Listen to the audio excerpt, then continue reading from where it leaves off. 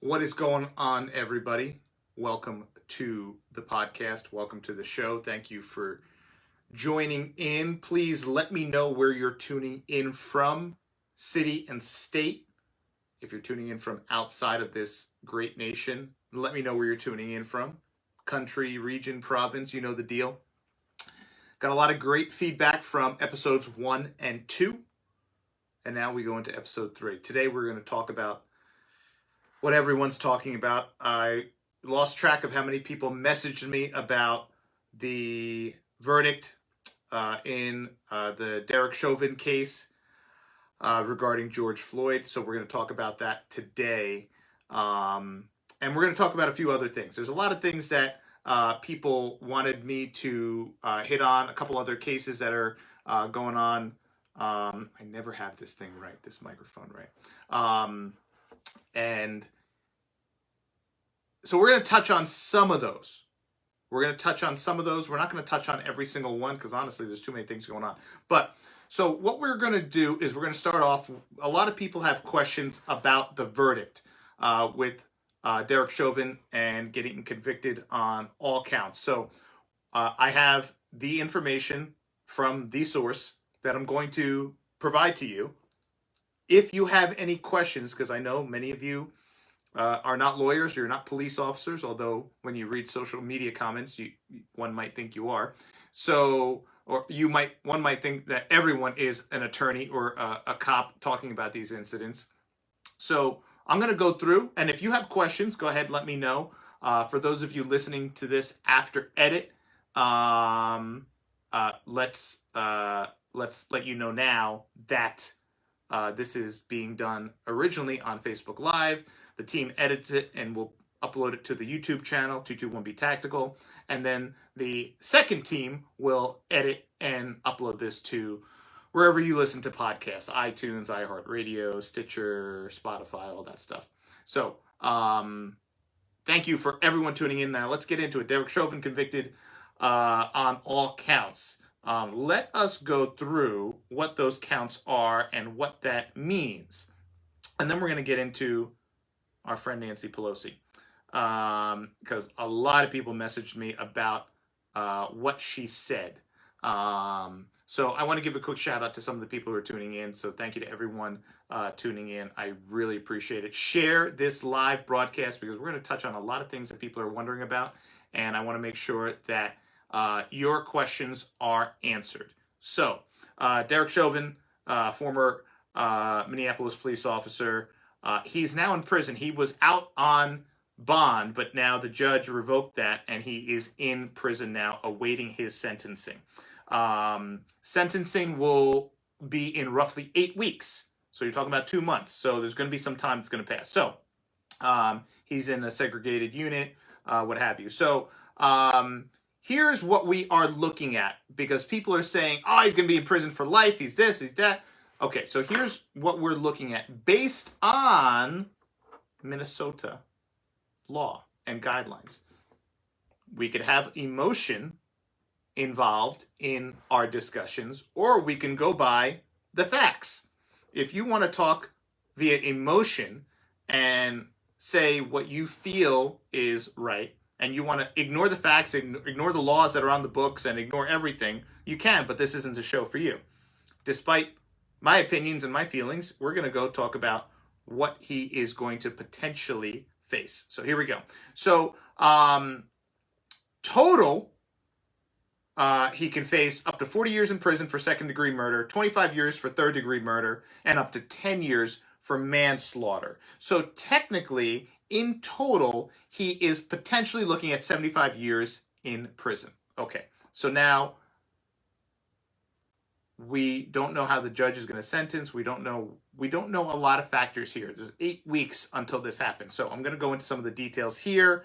Forgive me for referencing the notes and some of the articles that I have. And a lot of this is from stuff that came out today, just a few hours ago. So it's pretty recent. So the thing that is in Derek Chauvin's favor is that he has no prior criminal record. And in Minnesota, if you have a prior criminal record, while your punishments are escalated. However, if you have no prior criminal record, you technically are eligible for the lowest amount of punishments. Okay, so let's get into that. Something else most people don't know. So, for both second and third degree murder, for someone without a criminal record, you're looking at 12 and a half years. And the judge has discretion to knock that down to, for third degree, 10 years and 8 months, and for second degree, 15 years. So you're looking at, for second and third degree murder, which he was found guilty of, convicted, the judge can potentially give him anywhere from 10 years to 8 months to 15 years each. So let's say he gave him 15 years for the second degree murder and 15 years for the third degree murder. He's looking at 30 years just on those two counts. The judge can give him 11 years on each, and because no prior criminal record, and that's only 22 years for those counts. Prosecutors are asking for, of course, tougher sentencing, the most harsh sentencing, of course. For second degree manslaughter, you're looking at 4 years for someone with no record. That's according to Minnesota court guidelines or legal guidelines. The judge has discretion to put forth 3 years and 5 months to 4 years and 8 months. So, for that charge, could be anywhere from 3 years and 5 months to 4 years and 8 months.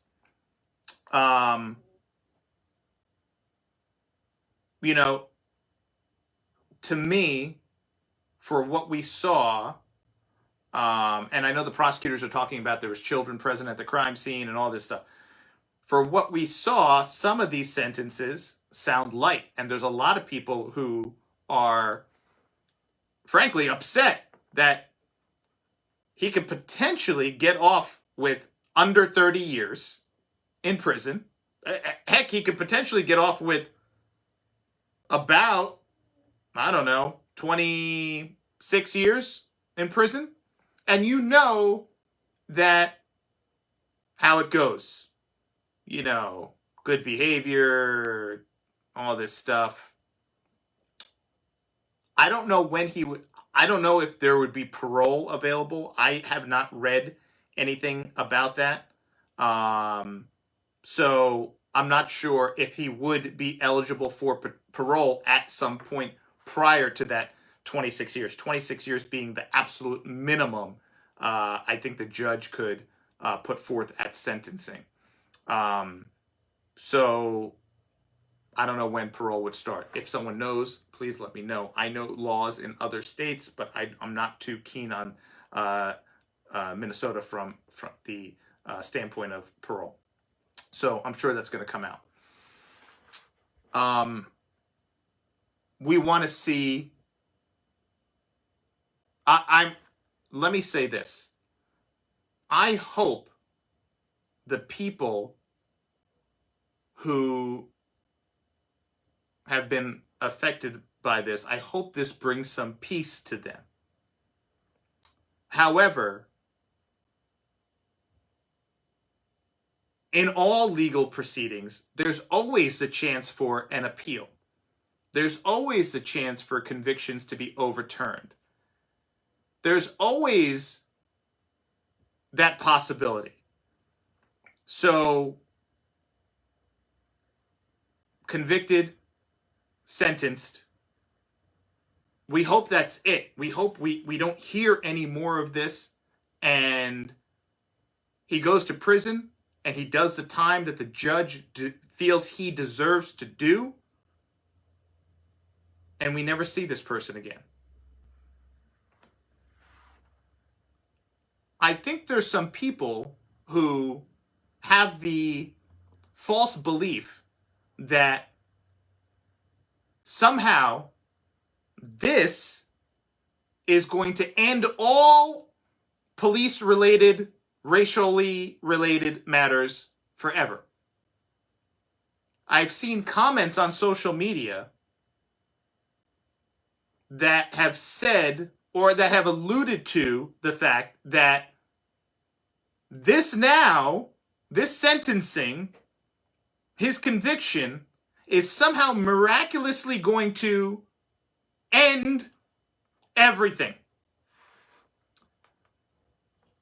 I don't know if that's part of what the media is doing. I don't know if that's just people not thinking straight. I don't know if people are just so jaded. But there are people who are literally saying, okay, step one, Donald Trump is out of office. Step two, Derek Chauvin convicted of murder on all counts. We got it.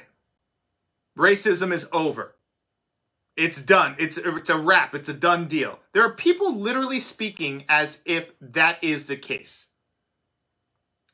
And it blows my mind to think that people actually feel like this is the end of racism. That's it. He's convicted of murder. We're never going to see a police officer harm a white police officer, harm a person of color ever again. It blows my mind. We just saw it a couple of weeks ago. We just saw it.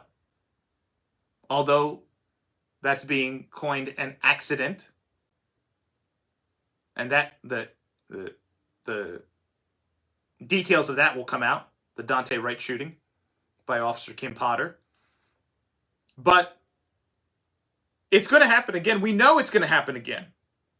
And we know that when it happens, so long it's a white police officer and the victim is black-skinned, we know the media is going to blow it up, and you know that it's going to be all over and it's going to be a thing.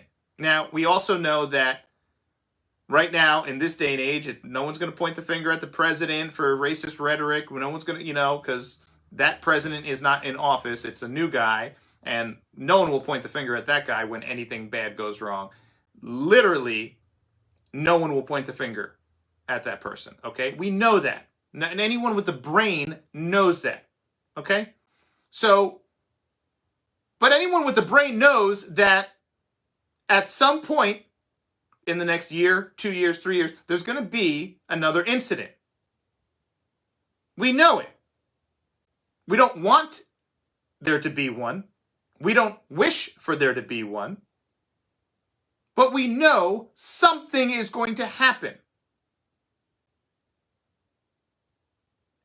And when it does happen, so long as the races of the parties are aligned with what they need to be, it will be in the forefront. Anyone who says otherwise is lying to themselves and not in touch with reality. I say this because I challenge everyone watching right now. I wish I had a stack of cash to give away. All I have is this stuffed puppy. You know what? I'll give the puppy away. I'll give the puppy away.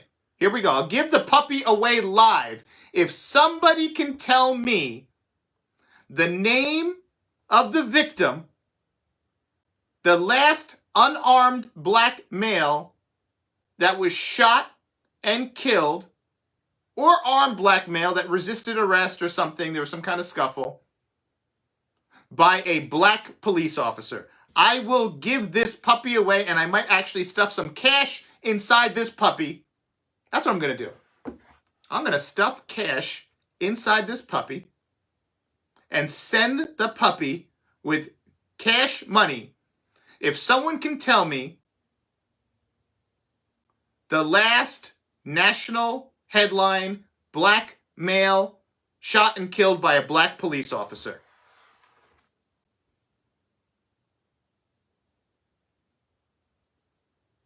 this year. Because we know it's happened this year. It's happened this year.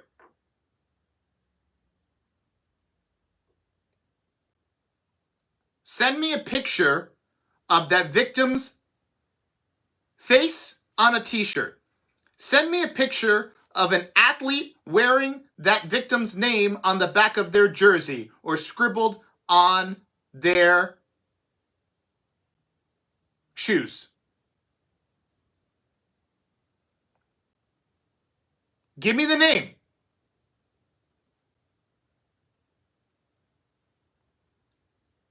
We can't.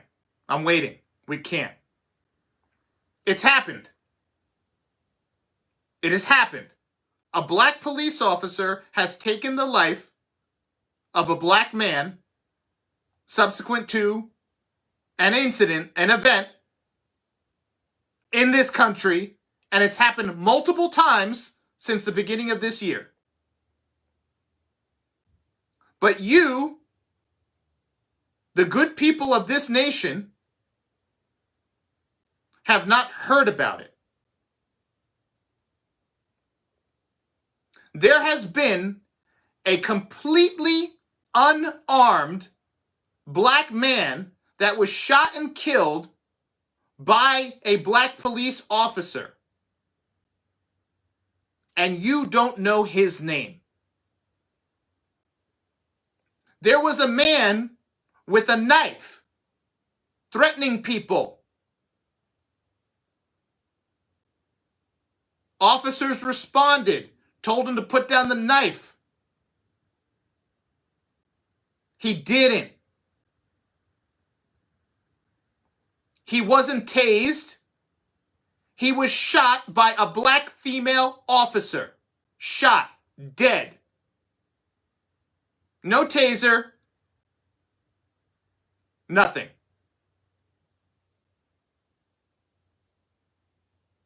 Do you know his name?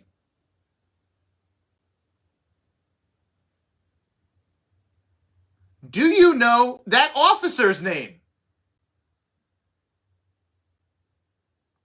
Do you even know what city or state that happened in?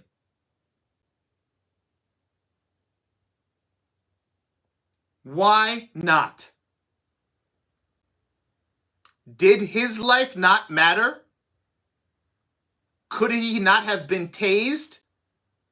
Could he have not been tackled? Could he have not been shot in the big toe? Or, shoot him in the leg?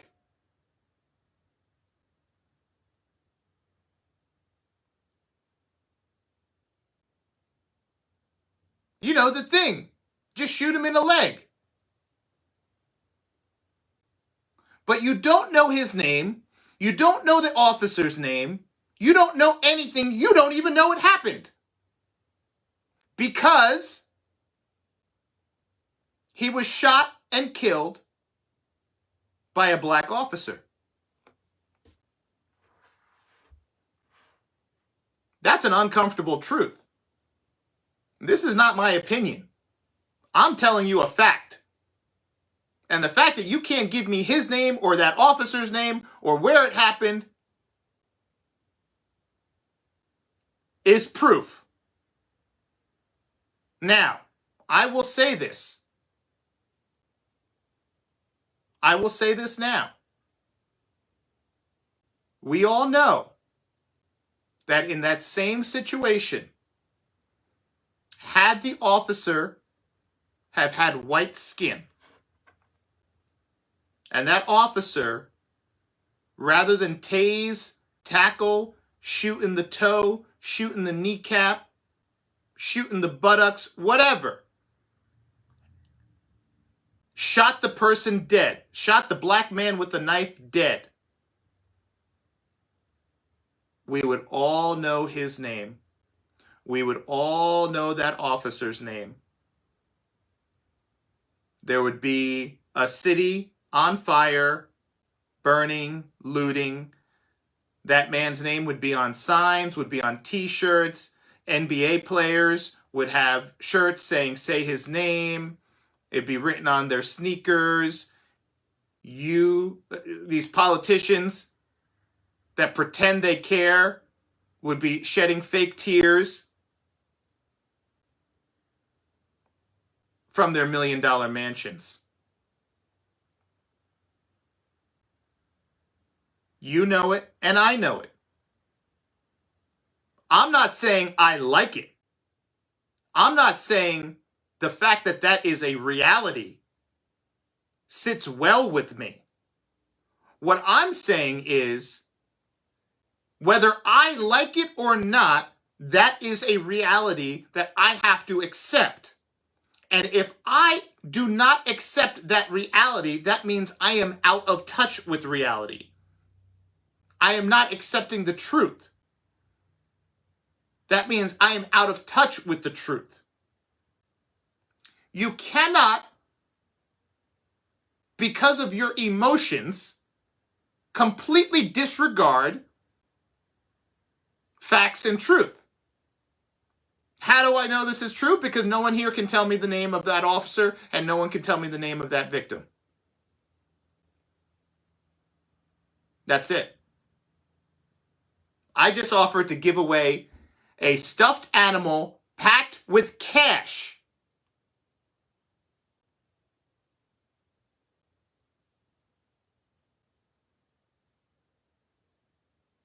And no one can give me the name. Black man killed by a black officer within the last year. Give me the name. No one can do it. No one could do it. News can't do it. No one could do it.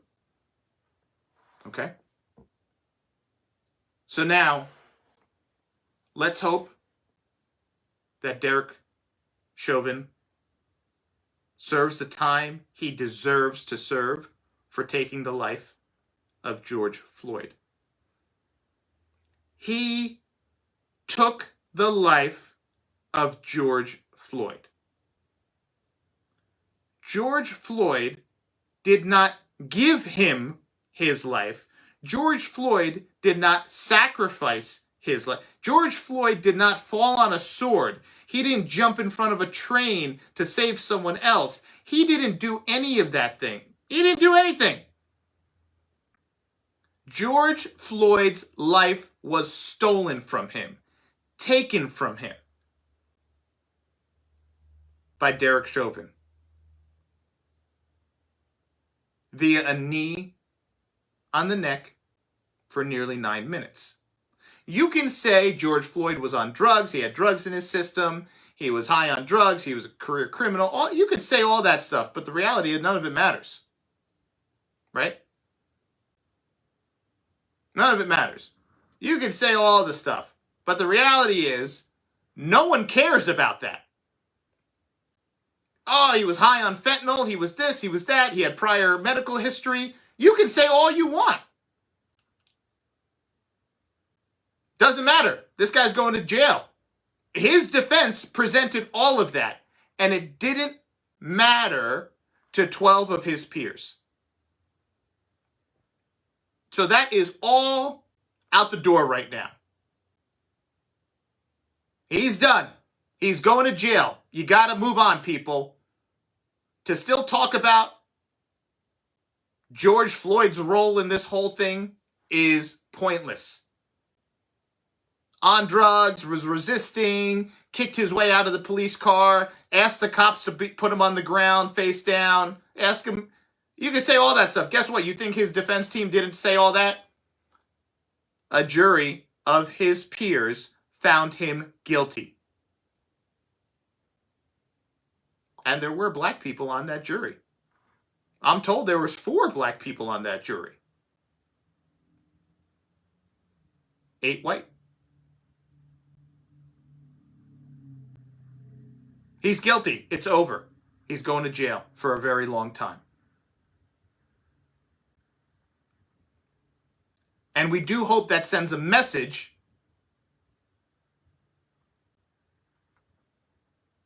that what he did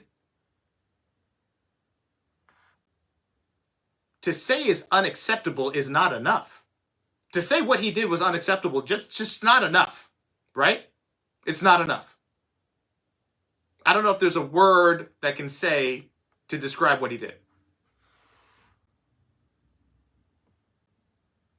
That said, Nancy Pelosi made a comment that George Floyd, and I don't want to misquote it, it was so atrocious that CNN blew the story up. CNN.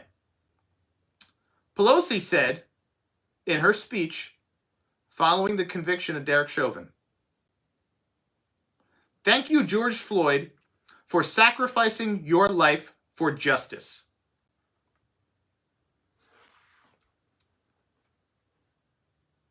Sacrificing your life for justice. Politics aside, I don't care what party you vote for. I don't care what party you associate with.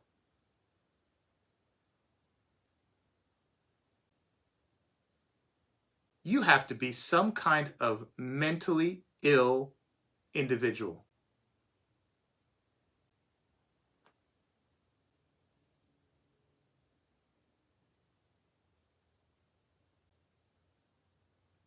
to say that a man, a black man, any man, white man, Asian man, Hispanic man, I don't care, to say that a human being sacrificed their life when they were murdered, and the person who murdered them was just convicted of murder, to say that that person willingly sacrificed their life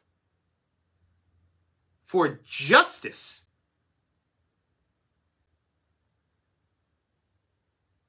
I don't even know what to say. I read that. I was sent the story. I was sent the quote. I was sent 100 different things. And I just didn't believe it. I didn't believe in my wildest dreams that any human being would call his death a sacrifice.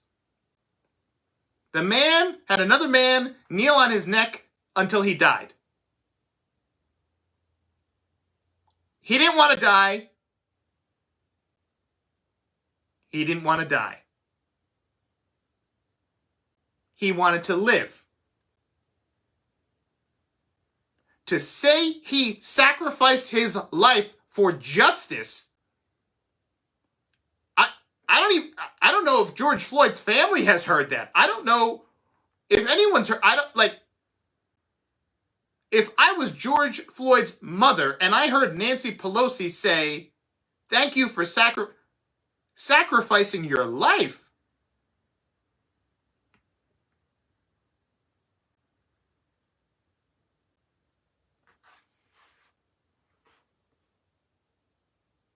I don't understand how people don't look at despicable human beings like this. And I don't care if Nancy Pelosi's a Republican, independent, I don't care what she is.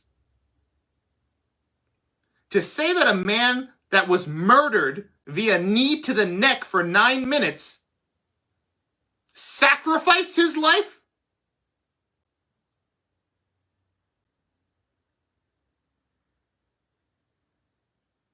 You got to be kidding.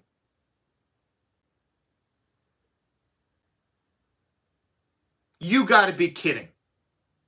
This is a man who said he couldn't breathe, and he was calling out for his mother. This is a grown man who was dying slowly under the knee of a piece of garbage wearing a uniform.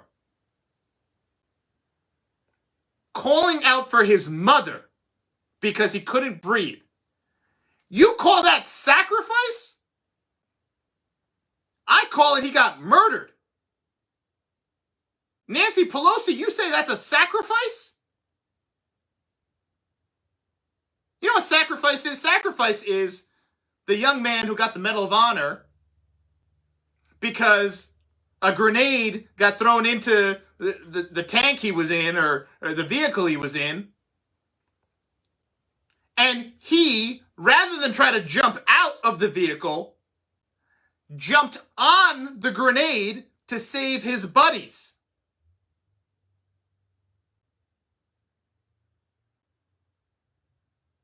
and was horrifically wounded. That is sacrifice, Miss Pelosi. That is sacrificing your life for the sake of others.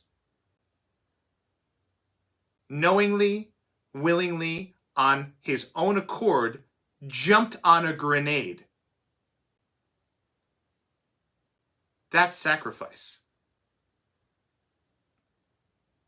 But you're going to say a man that was murdered, sacrificing your life for justice.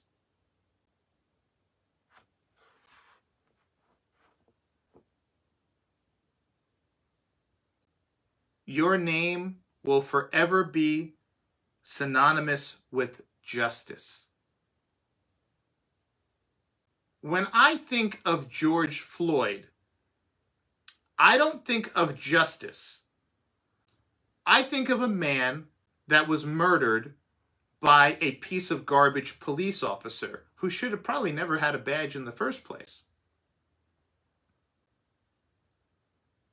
I think of a man that was murdered slowly, died slowly while calling out for his mother, while a man who, I don't care whether it was because of the color of his skin, whether it's because he had some prior beef with George Floyd, they worked at a bar or a nightclub together, prior, and they had some beef. I don't care what it was. That was not a sacrifice, Miss Pelosi.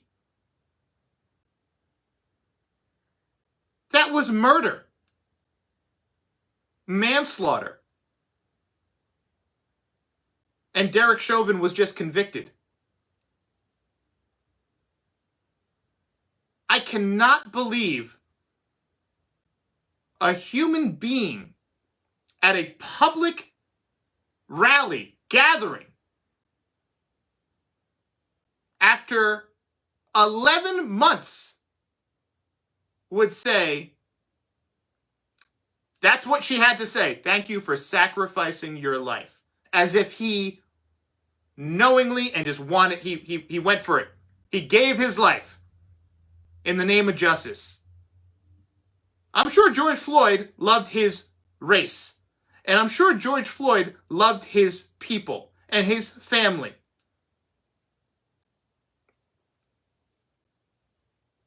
But I'm going to go out on a limb, Miss Pelosi, and say George Floyd didn't want to die that day.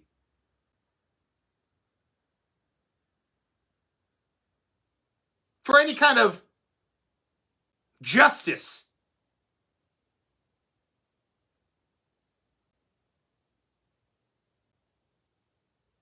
So,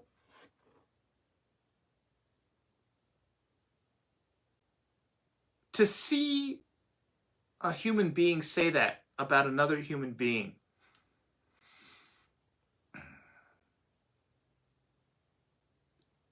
to me, it was one of the most disgusting things I've heard in quite some time.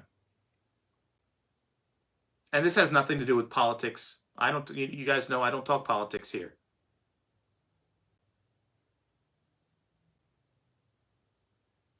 I don't talk politics. I don't give a... Well, I almost just said a cuss word, and this is a family-oriented show. But I don't give an ish what political party you align with. Doesn't matter. I think you are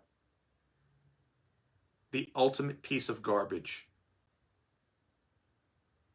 The ultimate political hack. You're a selfish piece of trash if you say that a human being who was murdered sacrificed their life.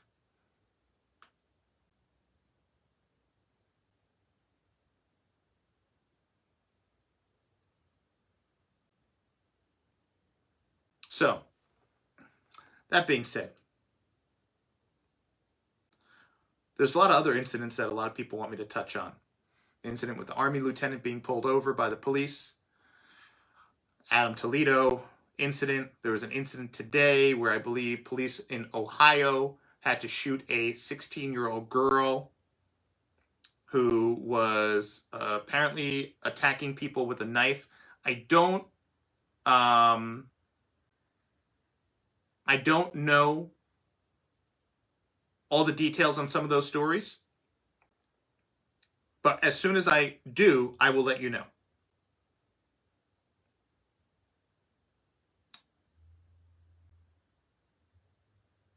That said, here's a story that didn't make national headlines. I mean, I saw national headlines about Adam Toledo, and this other Ohio police shooting seems to be hitting the national news wire. But the story I didn't hear about, and let me know if you heard about it, was, let me find the story, because I want to make sure I get her name correct. Let's see. Let's see. Jacelyn Adams. Jacelyn Adams. 7-year-old. 7-year-old baby. Jacelyn Adams.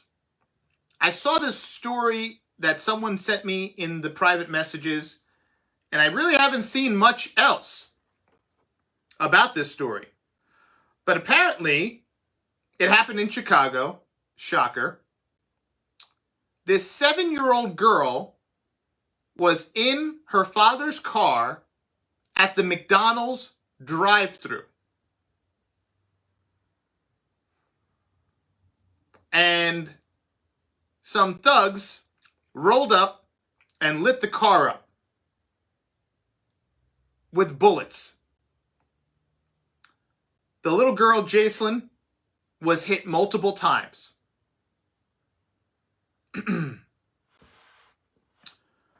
The police arrived, and because her wounds were so dire, they didn't even wait for the ambulance. They picked her up, they put her in the police car, and drove her to the hospital. They couldn't wait for the ambulance. She was too wounded.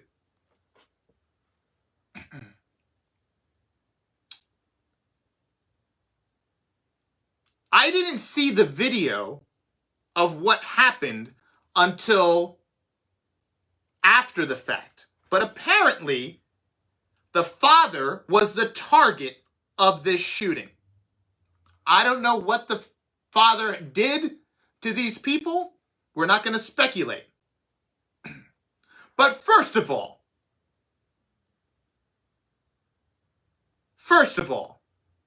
if you got beef with a man, take it up with the man when he's by himself. You're going to take it up with him while he's at the McDonald's drive-thru line with his 7-year-old baby, probably getting ready to buy her a Happy Meal? What kind of loser are you?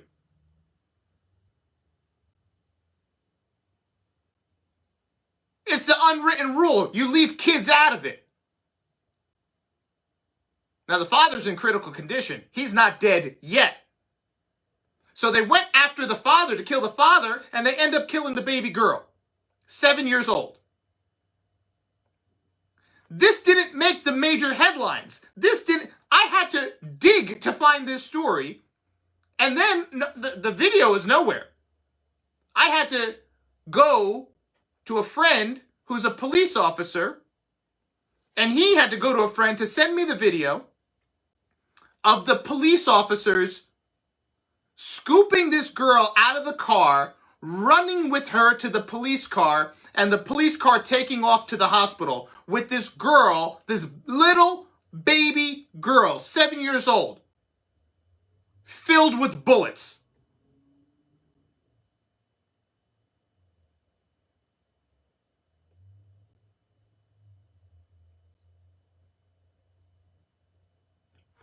A 7-year-old baby is not going to survive getting shot 8 times.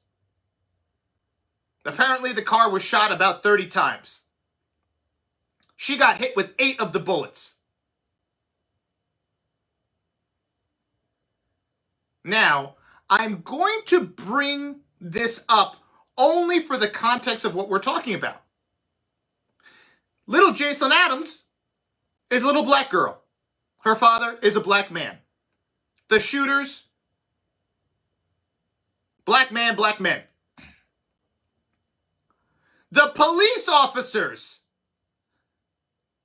that jumped into that car, got that baby out of that car, and sped to the hospital trying to plug the bullet wounds as this baby was bleeding to death with 8 bullets inside of her, were white.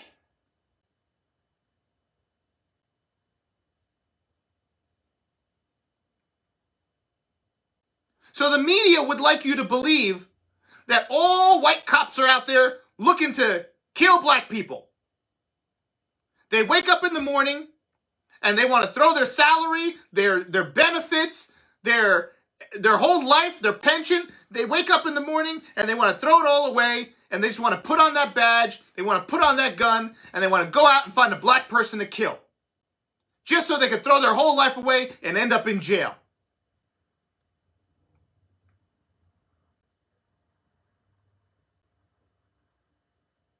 But I'll tell you right now, you know that's not true. And I know that's not true. Why is that video of these white officers scooping up this little black girl with her body full of bullets, bleeding out, literally covered in blood, running with her body to a police car and driving like maniacs to get her to the hospital? Why is that video not being played 100 times an hour like some of the videos we see of the people who fight with the police and get shot by the police? Only if the officer is a certain race, we'll see it. If the officer's not, we know we won't. Why is that?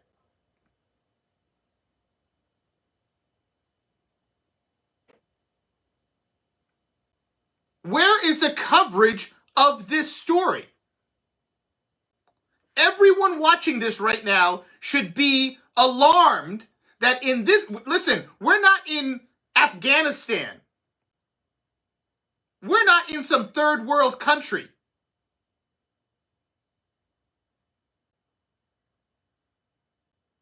This is a 7-year-old child, a baby, that got shot 8 times while in the McDonald's drive-thru line.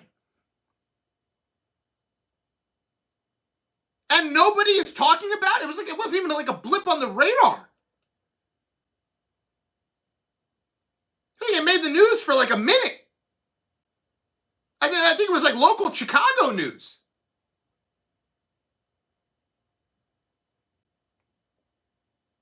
So not only should the incident be talked about, but the actions that the officers took to try to save her life.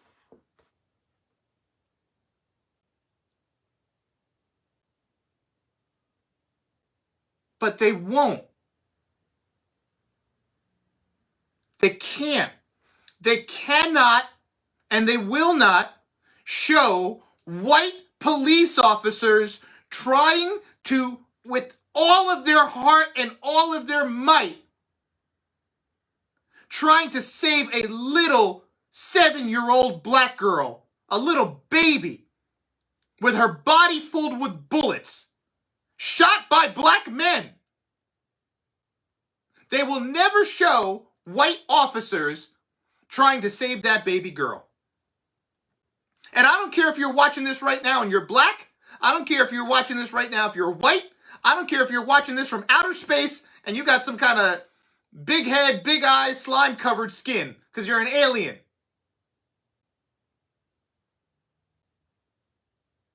Flying around in some pyramid-shaped thing. Allegedly, they say now. I don't care who you are. You got to look at this story and say, how is this not a national news story.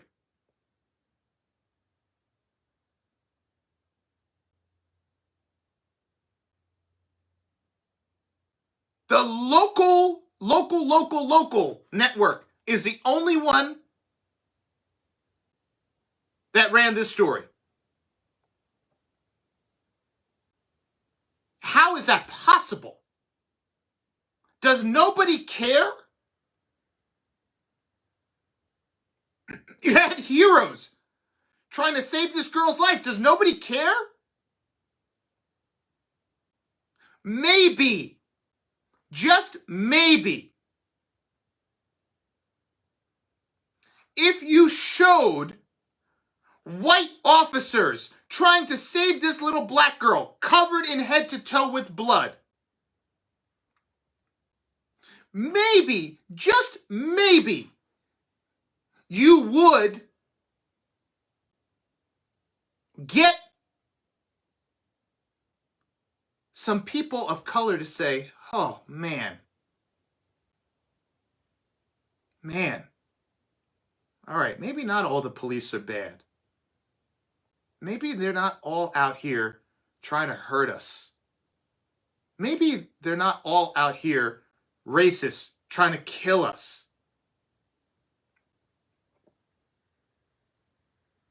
Because if all white cops are racist, they sure as hell is not scooping up this little baby girl, covering themselves with blood, and trying to get them to the hospital to save their life. If they're all racist, out there just hunting black people, why would they do that? Why would all those white cops do that? Why wouldn't they just sit there and say, hey, we're gonna wait for the ambulance. We're gonna wait for the ambulance.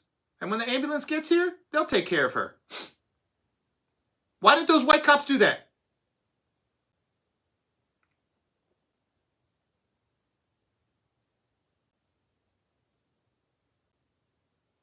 I want to know.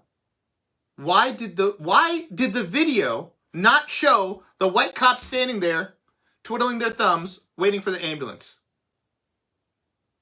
Why did the news not show it? You know why they didn't show it.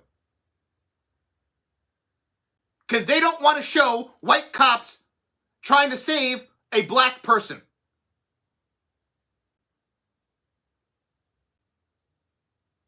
That is a heroic story.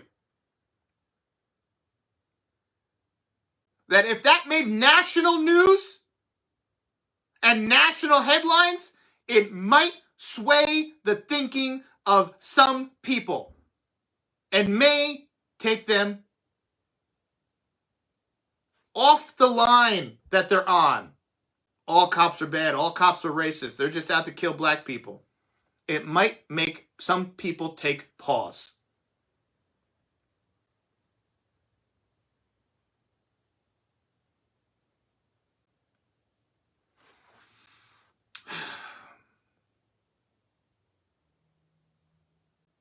People need to start thinking for themselves. Forget CNN, forget Fox News, if they're not bringing you the truth, then what you need to do is go out and seek the truth yourself. If you're not willing to seek the truth, well, that means you just don't care. And if you don't care, that's fine. But if you don't care, make sure that you don't sit there and pretend to care on social media and all this stuff. Because I'm pretty sure that little girl was a black life. 7-year-old Jacelyn Adams. 8 bullets in her. Dead. In that trauma bay in Chicago. And her life mattered.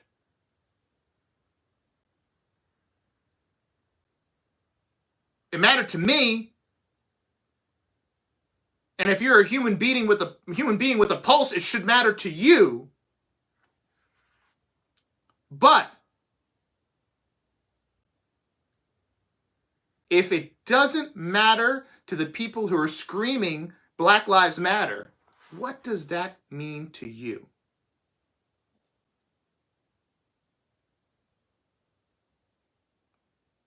There's more Black Death in Chicago and Philadelphia in a single weekend than you could ever imagine.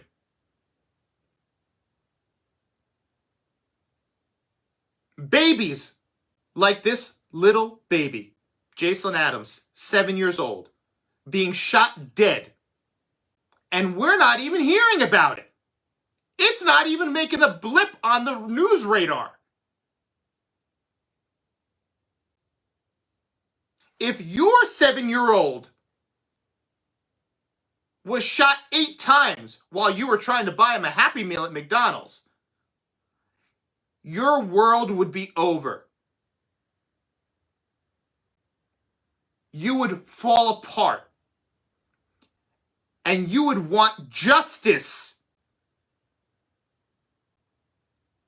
You would want justice. You would not stand by idly and say, oh well, I lost my baby girl. Oh well. You would want justice. I would want her face. If I was her father, I'd want her face on t-shirts. I would want her face on signs with people rioting. People screaming. People lighting stuff on fire with her face on the sign. Her face on the t-shirt. I would want NBA players with her name on the back of their jersey. Her name scribbled on their sneakers. I would want NBA teams, WNBA teams, and all that stuff stopping, canceling their games because of my baby. My 7-year-old baby that was shot 8 times and murdered while I was trying to buy her a Happy Meal. I would want athletes with her name on their jersey canceling games, saying, say her name on their warm-up jumpsuits when they come out for pregame warm-ups.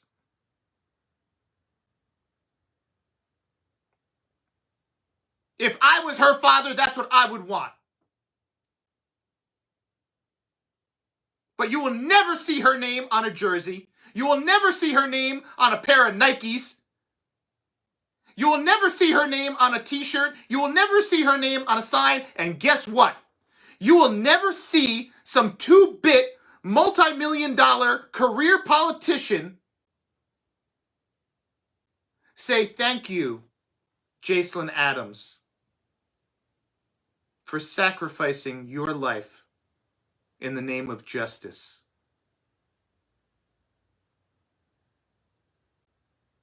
No politician will say Jacelyn Adams' names.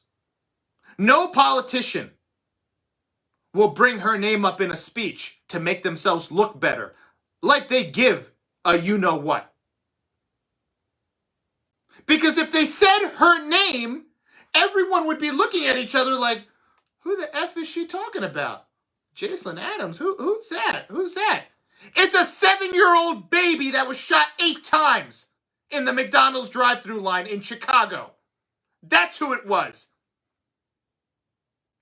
Not some grown man who decided to fight with the police and end up getting shot.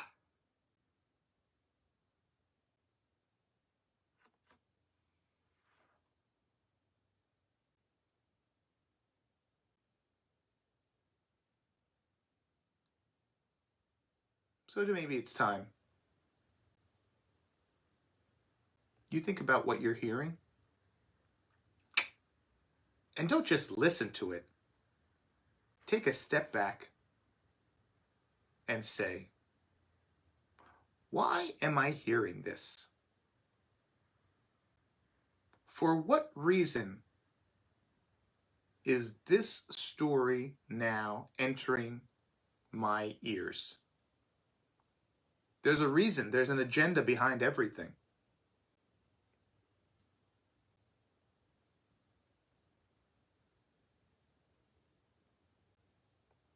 So take a minute and start asking yourself that question. Why am I hearing certain things? For what reason? And why am I not hearing others? For what reason? Then and only then will you begin to realize that the narrative and the gaslighting that's occurring around you is dangerous, and it is tearing us apart.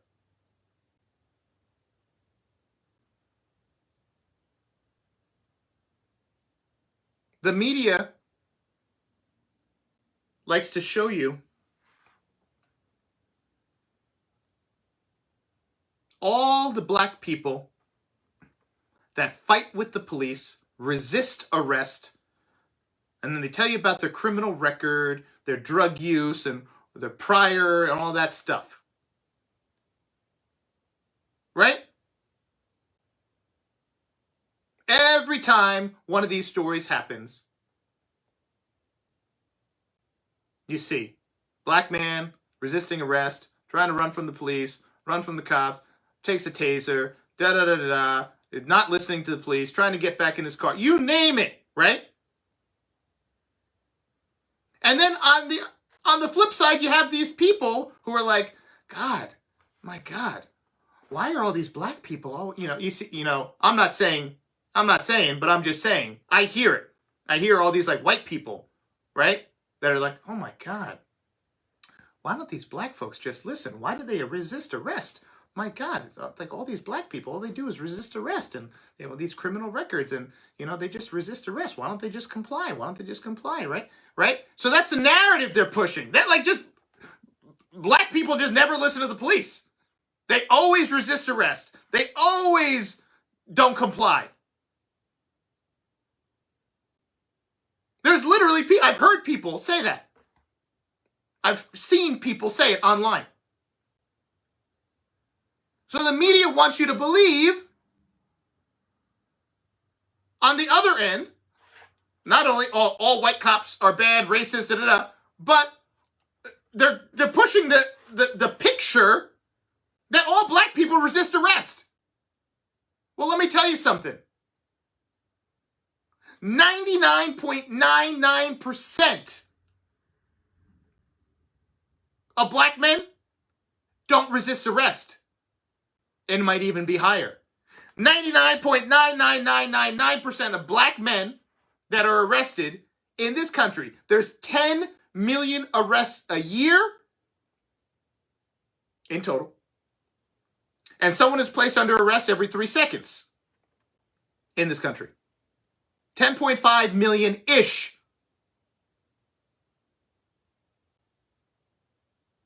So let me ask you, of those 10.5 million, what percentage are black? What percentage are white? I don't know. Let's split it down the middle. Let's just split it down the middle. 10 million, let's call it 5 million are black, 5 million are white. I don't know. I'm making that up. But let's just split it down the middle.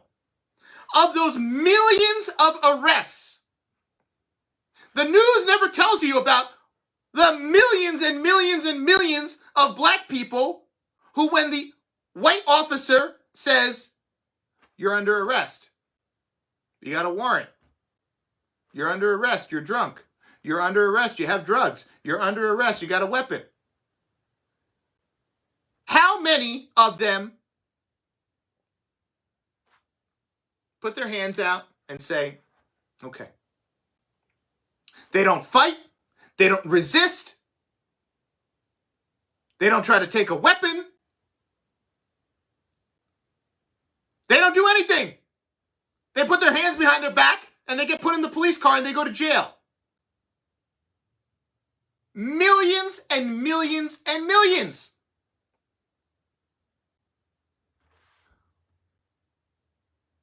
Because they're good people. Maybe they screwed up. Okay, they screwed up, but they're going to jail and they know it. They're going to jail. They own it. They take it. It's like the 0.0000001% of black people that decide they want to fight with the police, resist arrest, run from the cops, whatever, that end up getting shot and or killed, that end up in this bucket. Very, very small percent. The media wants you to believe that all black men just fight the police and resist arrest. It's a lie. It's not true. But that small percentage that don't and make the wrong decision to fight with the police and resist arrest, they end up in this bucket. I don't even have a bucket. I wish I had this bucket, but there's a bucket. There's not many of them. Very, very few. Right? Very few. In the grand scheme of things. Very few. And then, of those that end up in this bucket, that end up possibly being shot by the police or worse, the media says, which of these in this bucket involve a white police officer? Well, then the bucket turns into a thimble. Bucket turns into a thimble. And that's where the media goes and plucks out that story and then puts it out there.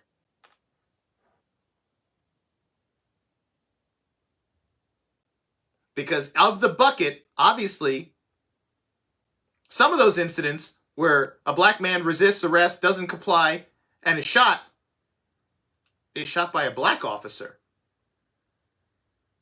But the media doesn't like those ones. They go and they get the ones where it's a white officer shooting a black man, and they pick it out.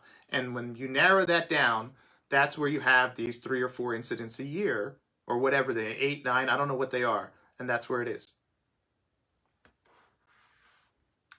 That's not my opinion. Those are the numbers. The numbers are out there. You can go look yourself. I did the math. I did the research. So don't let the media convince you that all these black guys out there are out there just resisting arrest, fighting the police. It's not true.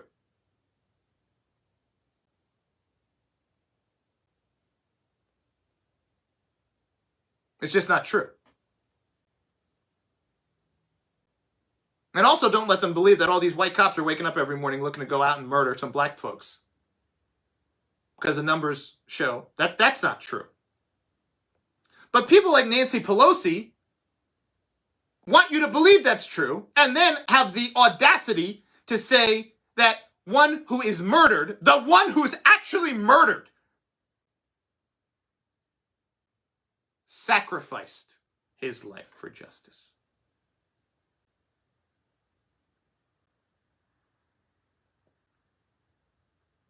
We are living in the twilight zone. I think the aliens came, they said they saw the pyramid-shaped UFOs a short time ago, and the Pentagon and everyone has said they confirmed it was an unidentified flying object. It's now out and about. I think they came, they hovered around, they saw what an ish show we currently are, and said, we're out of here. We're out of here. These people are a mess.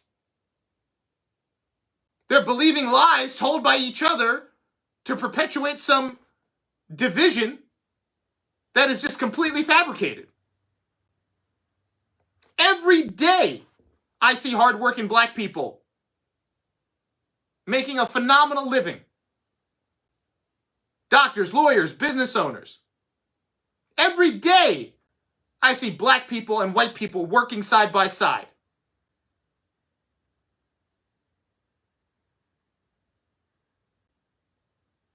Every day, I see people of all races working together, helping each other.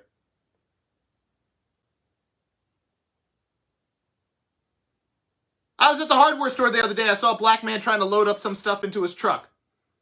I saw this white man walk by. He said, hey, you need a hand? And the black man said, yeah, that'd be great. Thank you. I'll tell you, the black guy looked a little shocked.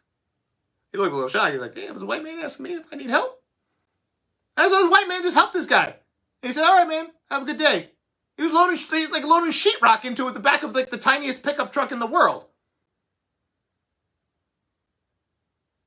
That was random. We're random. But you would think, with what the media tells you, that white guy is going to walk by that guy loading his sheetrock into his truck and like kick the cart and knock the sheetrock off and be like, ah, take that, and keep on walking into the hardware store.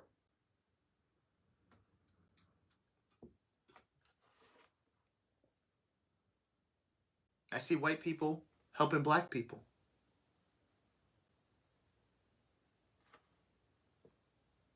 I see it all the time. I'm in the store. I saw a white lady and a black lady waiting online at the store the other day, and something happened. They were both laughing. They were both talking afterwards. They both had little kids next to them. I see it all the time. But if only the 0.0001% of the incidents that don't align with that, if only those incidents are put in front of your face, you're going to believe that there's a problem going on that's worse than the pandemic. I can't talk about that or else it'll get censored. You know what is pandemic numbers? Pandemic numbers are the number of people of color being shot and killed in cities like Chicago, Philadelphia, Detroit, LA, being killed every single day. You want to talk about a pandemic? You talk about how many people of color are being murdered in the street, cold blood, in some of these cities across the country every day. The numbers would shock you. Ohio. Look at Cleveland. Those are just a couple of cities. Cleveland, Detroit, Philly.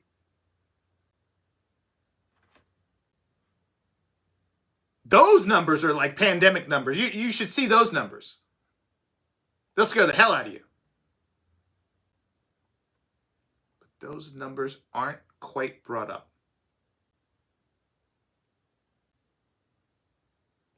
Children, babies, 7-year-old babies, 13-year-olds, murdered, executed in the street, bullet to the back of the head. Children. Happening on a daily basis. Kids playing on the corner, shot, killed. Playing in a park, shot, killed. Black kids. Victim of drive-by.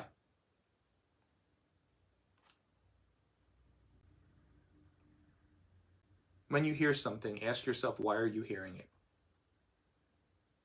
And then make your assessment. Send me what you want to hear about next. I am trying my best to keep up with all the topics you are sending me. Thank you for sharing them. We'll be back next time with another episode of the podcast. And until then, be safe, be kind, and as you go about your day and you see someone that maybe doesn't look like you, maybe didn't grow up where you grew up, maybe doesn't have as much money as you, maybe more, maybe less, ask yourself, before you think anything, say anything, do anything, ask yourself one question. And I always tell people, ask this, because it eliminates, in my mind, color, religion. It eliminates everything. Ask yourself, what's their story? What is their story? I ask myself all the time when I see someone. And me, I do my best, but sometimes I see people and I pass judgment. I'm not perfect. No one is. And sometimes I see people and I make an automatic assessment based on maybe how they're dressed or maybe where they are or the vehicle they're driving or whatever. Whether it's a nice vehicle or a crappy vehicle. Whether they're dressed well or they're dressed poorly. We all make those immediate assessments about people. And we just believe them.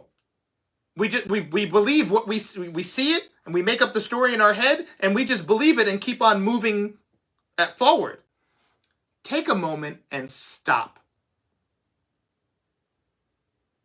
Take a moment and stop. And say to yourself, I wonder what their story is. I wonder what their story is. It's real easy to be driving through a neighborhood and see a couple black kids hanging out on the corner and be like, oh, look at those guys. Look like they're up to no good, looking for trouble or whatever, right? But stop and say, I wonder what their story is. I wonder if they're trying to figure out where they can get food because they haven't eaten in over a day. There's no food in their fridge. There's no food in their cabinets. And they're trying to figure out what they can get to eat for the little money that they've scrounged together between the three of them. Maybe that's their story. Maybe that's why they're all hanging out on the corner. You don't know. I don't know. We could assume right out of the gate that it's for something nefarious. Or we can stop and say, I wonder what is their story. When I saw that white man help the black man at the hardware store load the sheetrock into the little tiny beat-up pickup truck, I remember, I said it to I almost said it out loud. I said, man, I wonder what his story. This older black man buying all this sheetrock, putting it in this little pickup truck that's probably not even going to move after he loads it with all that sheetrock. I wonder what his story is. Does he own a rental property? Did he get a side job putting up sheetrock? Is he doing it for his mom's house, maybe? Like, what, what's the story? Just ask yourself, when you see people, before passing judgment, that we all do so quickly, stop. Look, take a breath and say, I wonder what their story is, because we're all going through something. We all have a story. We're all struggling with something. We're all dealing with something. Or we're all on a good path, on a journey that's amazing. We're all experiencing something. You see someone walking, smiling. I wonder what their story is. I wonder what they're so happy about. Maybe they just got a new job. Maybe they just found out they're pregnant.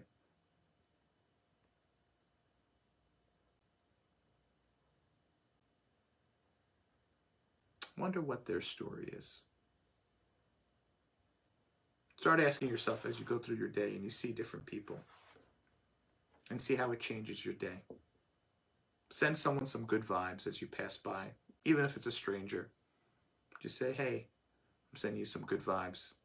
You're going to have an amazing day. No matter how good your day is going or how bad your day is going, walk by it in your mind. Send that person some good energy, some good vibes. And keep on walking. You'll feel better. It's proven. It's fact. It's proven. Not proven that that person will feel better, but it's proven that you'll feel better. That's fact. You should read that research project. That was actually pretty cool. Okay. Take care, folks. See you next time.